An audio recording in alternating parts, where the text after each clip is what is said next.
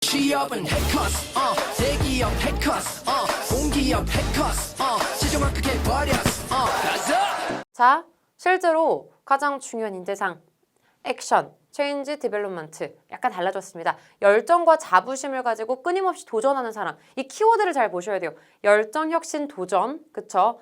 여기에 관련된 경험을 가지고 계신 분들은 이걸로 밀고 나가는 거죠.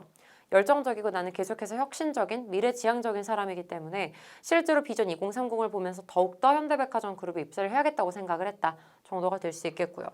마찬가지죠. 혁신적 사고와 학습을 통해 변화를 주도하는 사람. 나는 항상 변화를 주도한다. 기존에 내가 이런 프로젝트를 맡았을 때에도 이 기존의 것에 안주하기보다는 새로운 걸 받아들여서 이걸 이렇게까지 성장을 시켰을 때 굉장히 뿌듯함을 느꼈고 나는 항상 좀 앞서 나가는 사람이라는 걸 깨닫게 되었다. 이걸로.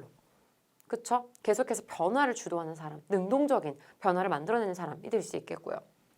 디벨롭먼트, 소통하고 협력하며 같이 성장하는 사람, 소통과 협업에 대한 경험, 그러니까 한마디로 팀 프로젝트 경험이 굉장히 많은 분들에게는 디벨롭먼트가 좋겠죠.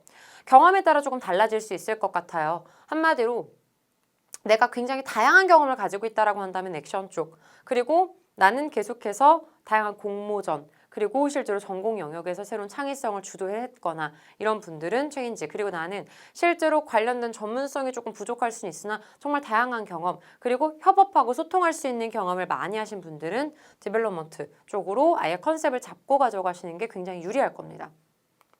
왜냐하면 기업에서는 여러분들을 평가를 할 때 기본적으로 서류 전형에서의 정량평가, 정성평가, 점수화가 되겠죠. 그리고 온라인 역량 검사에서 여러분들의 성격 유형을 도출을 하고 그 성격이 실제로 우리 현대백화점 그룹이 중요하게 생각하는 이런 키워드들과 일치를 하고 있는지를 평가를 합니다. 그리고 조금 더 뭔가 좀 더 이렇게 디벨롭 된다라고 하면 질문까지도 도출이 되는 경우가 없잖아 있습니다.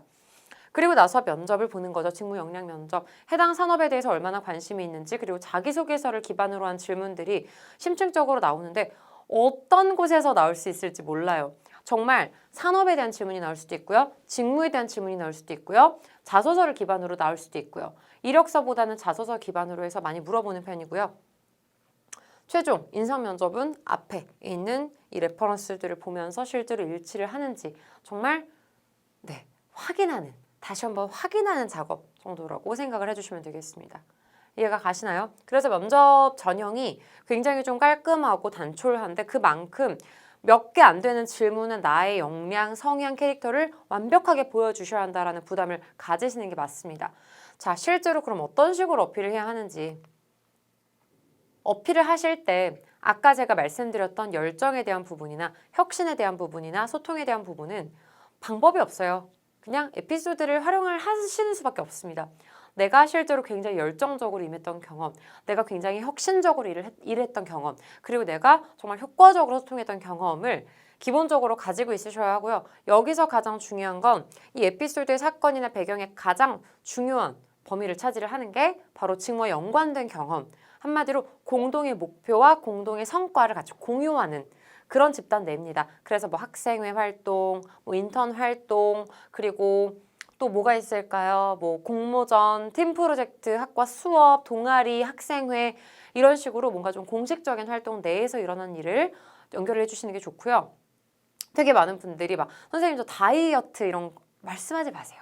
개인적인 사적인 내용이 아니라 공적인 내용 내에서 얘기를 해주실 수 있는 게 가장 중요할 것 같고요.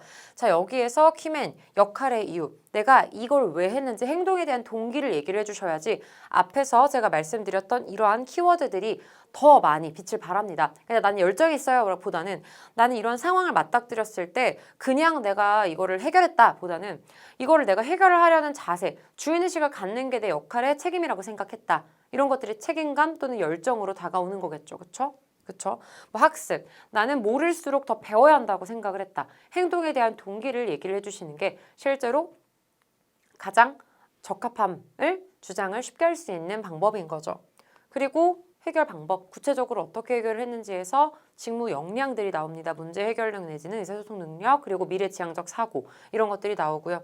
이거에 대한 결과는 기왕이면 정량적, 정성적, 한마디로 뭐 1등을 했다면 1등, 뭐 몇 퍼센트 성과를 달성했다 몇 퍼센트, 그리고 이걸 통해서 어떤 피드백을 받았다, 정성적인 성과. 두 가지가 다 드러나시면 좋고요.